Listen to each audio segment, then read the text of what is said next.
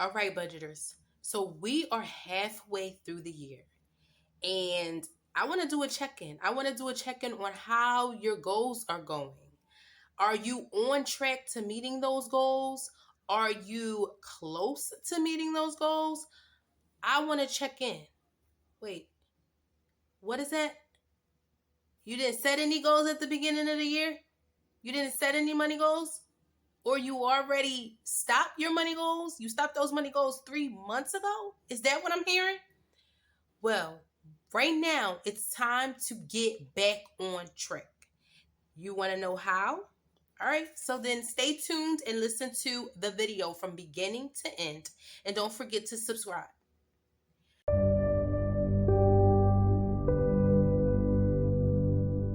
All right, so number one, you need to set, if you didn't already, or you need to reset the goal that you attempted at the beginning of the year. So you need to set or reset your goal. When I say reset your goal, let's say at the beginning of the year you had a goal to save $5,000 for the year and you got to 500, right?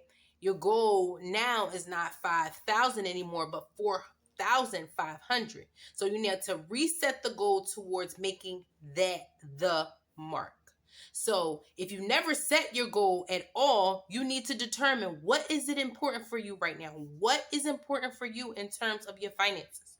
Do you want to build your emergency fund? Do you want to pay off debt?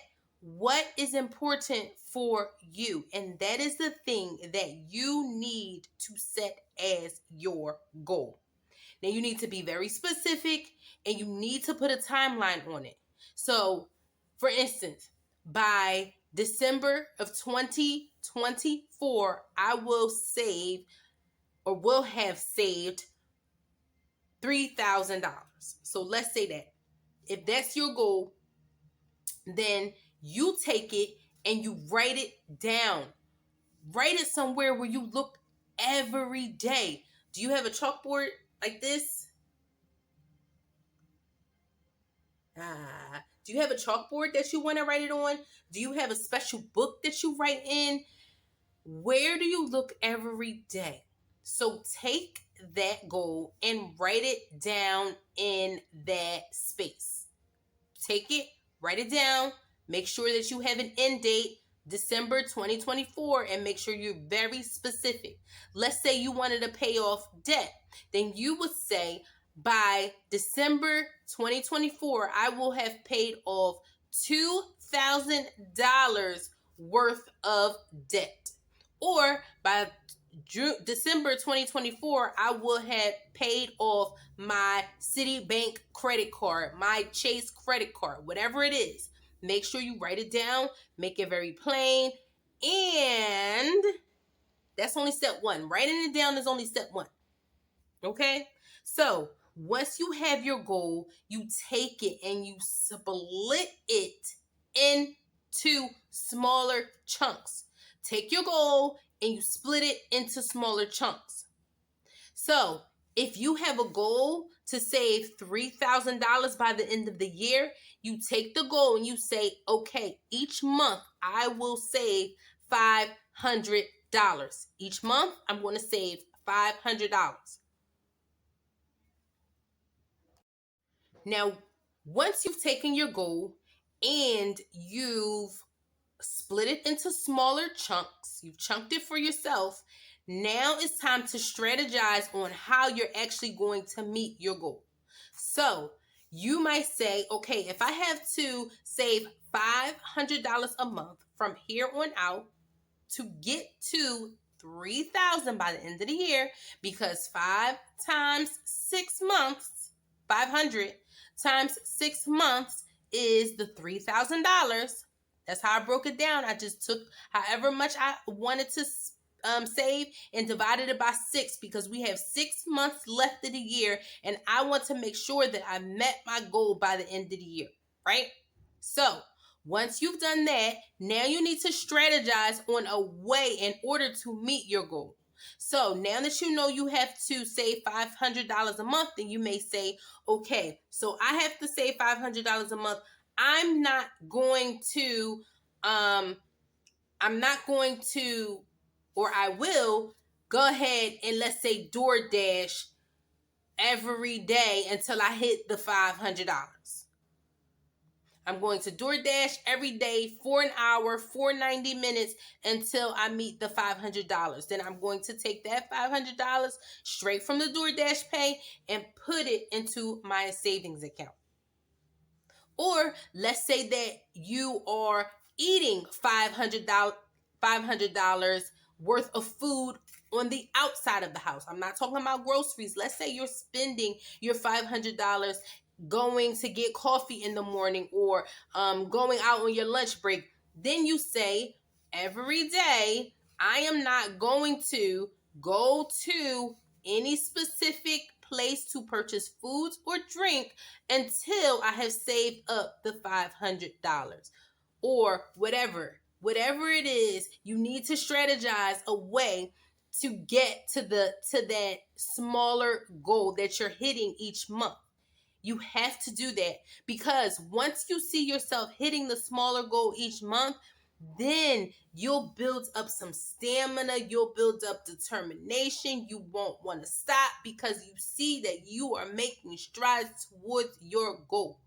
But it won't work unless you have a strategy. You need a strategy. You don't just need a goal. You don't need a goal. You need a strategy. Of course you need a goal, but you don't just need a goal. You also need a strategy. All right, so 3 things we did.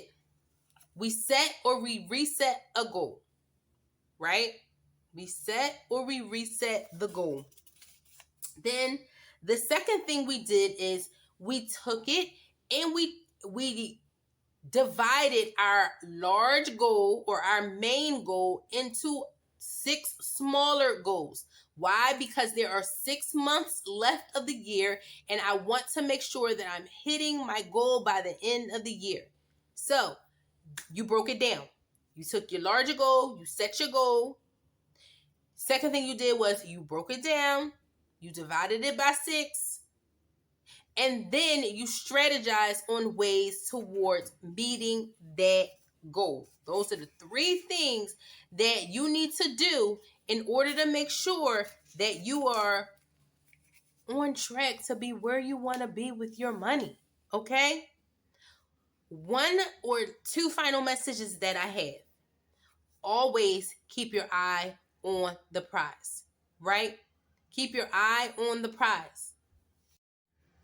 So that larger goal is not necessarily the prize, right? But there is something underlying. There's something behind that goal. So why do you want to actually save up $3,000? I want to save up $3,000 in order to feel more secure in my finances. I want to save up $3,000 because I know I have this large expense coming and I want to be able to pay it in cash so I don't have to pay with debt.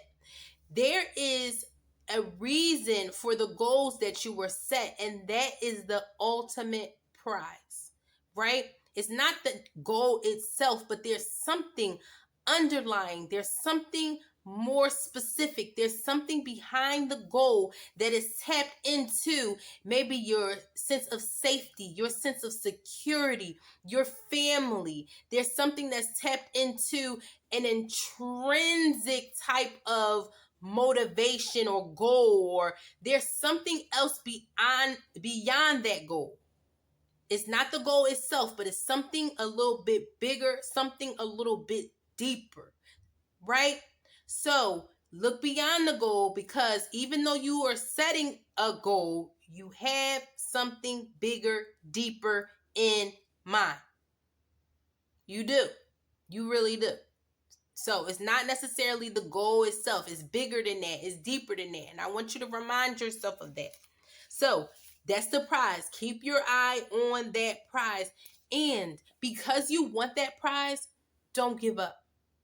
This is something that you want. You want to feel more secure in your finances. You want to feel that safety in terms of your finances. You want to kick debt to the curb because you don't want Tom, Joe, and Harry breathing down your neck. You don't want that. You want to live a better life than that. You want a calmer life than that. So you need to make sure that you don't ever give up on what it is that you're trying to do or the financial goals that you are trying to set.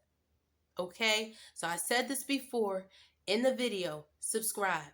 I need you to subscribe, but I also need you to share this video with people who you know need to hear this message. You're not the only one who needs this message. So don't keep it to yourself. Other people need this powerful message. They need to know what to do with their money. It's not all about you.